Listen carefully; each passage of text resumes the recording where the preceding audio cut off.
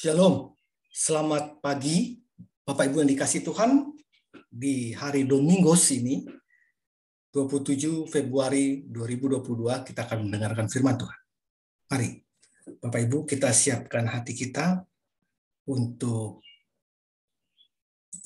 berdoa.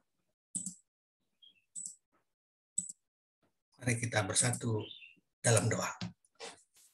Selamat pagi Bapa dalam kerajaan surga. Terima kasih atas perlindungan-Mu, sehingga kami boleh terjaga hari ini di hari yang baru, Domingos ini, Tuhan. Kami percaya Tuhan selalu beserta dengan kami, demikian juga di hari yang baru ini. Untuk itu Tuhan, kami mau dengar-dengaran akan firman-Mu. Berbicara Engkau Tuhan di pagi hari ini, di hari Domingos, di hari Minggu ini Tuhan. Agar firman-Mu menjadi rema kekuatan buat hidup kami. Di dalam nama Tuhan Yesus Kristus kami berdoa. Amin. Baik Bapak Ibu yang dikasihi Tuhan, renungan kita di hari Minggu ini dengan judul Hidupmu Seperti Uap. Hidupmu seperti uap. Landasan firman Tuhan diambil dari 1 Yohanes 2 ayat 17. Ingatlah bahwa dunia dan segala isinya yang diinginkan manusia sedang menuju kebinasaan. Tetapi orang-orang yang melakukan kehendak Allah akan tetap hidup selama-lamanya. 1 Yohanes 2 ayat 17.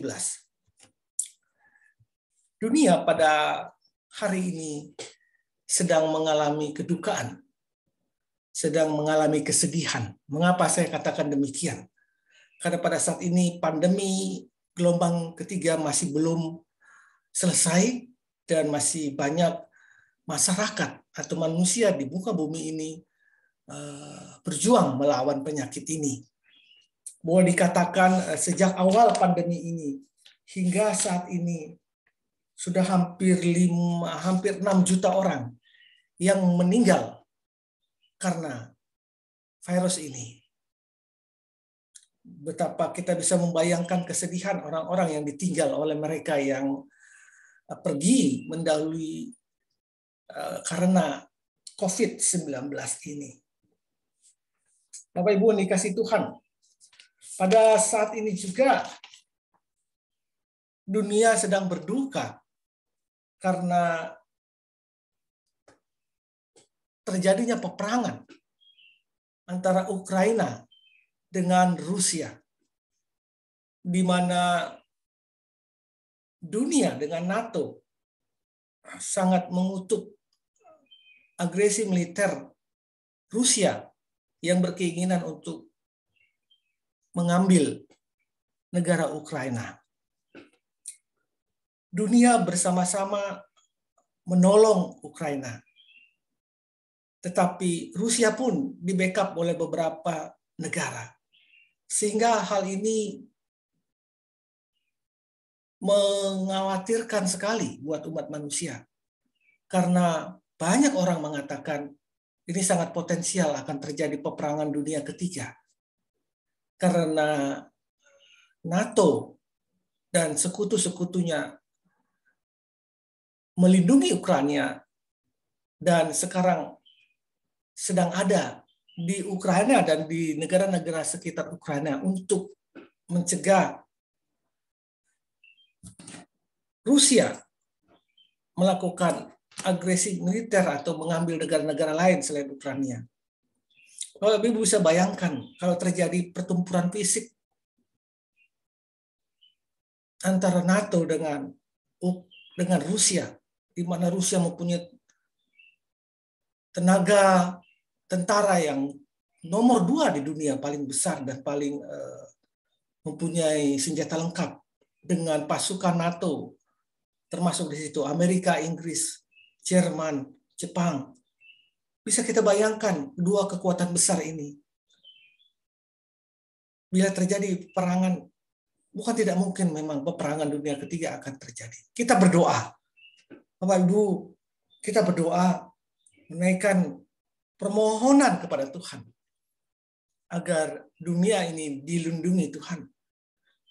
bahwa pemimpin-pemimpin dunia diberikan kesabaran, diberikan hikmat agar tidak terjadi peperangan dunia yang mengkhawatirkan itu. Bapak Ibu, apa yang mau dikatakan dalam nas kita di pagi hari ini? Bahwa 1 Yohanes 2 ayat 17 saya bacakan kembali, ingatlah bahwa dunia dan segala isinya yang diinginkan manusia itu, yang didamba-dambakan manusia itu, yang digadang-gadangkan manusia itu, sedang menuju kebinasaan. Sedang menuju kebinasaan. Tetapi orang-orang yang melakukan kehendak Allah akan tetap hidup selama-lamanya. Tapi orang-orang yang tetap melakukan tugasnya, menjadi berkat buat sekitar, melakukan hal-hal yang baik, tetap setia kepada Tuhan, maka hidupnya tidak khawatir akan dunia ini. Meskipun dunia ini menuju kebinasaan, tetapi orang-orang yang melakukan kehendak Allah akan tetap hidup selama-lamanya bersama Tuhan. Bapak Ibu, yang kedua mau dikatakan pada pagi hari ini bahwa hidup itu sebenarnya sangat berharga. Artinya lebih berharga daripada emas, lebih berharga daripada perak, lebih berharga dari jabatan, lebih berharga dari kekuasaan atau kemasyhuran atau popularitas. Jadi hidup itu hargailah, gunakanlah sebaik mungkin. Hidupmu singkat, jadi gunakanlah sebaik mungkin untuk melakukan hal-hal yang benar, hal-hal yang berguna dalam kehidupan ini. Usia manusia sangat cepat berlalu. Alkitab menggambarkan hidup kita seperti uap yang terlihat sebentar lalu lenyap. Pakailah waktu dengan bijaksana. Bukan melakukan hal-hal yang jahat, bukan mereka-reka sesuatu yang tidak baik, tapi lakukanlah hal-hal yang baik, menjadi berkat buat orang-orang. Selagi kita bisa melakukan hal yang baik, mengapa tidak? Ya, jika kita melakukan yang baik, maka roh kita pun di dalam hati kita ini bersukacita.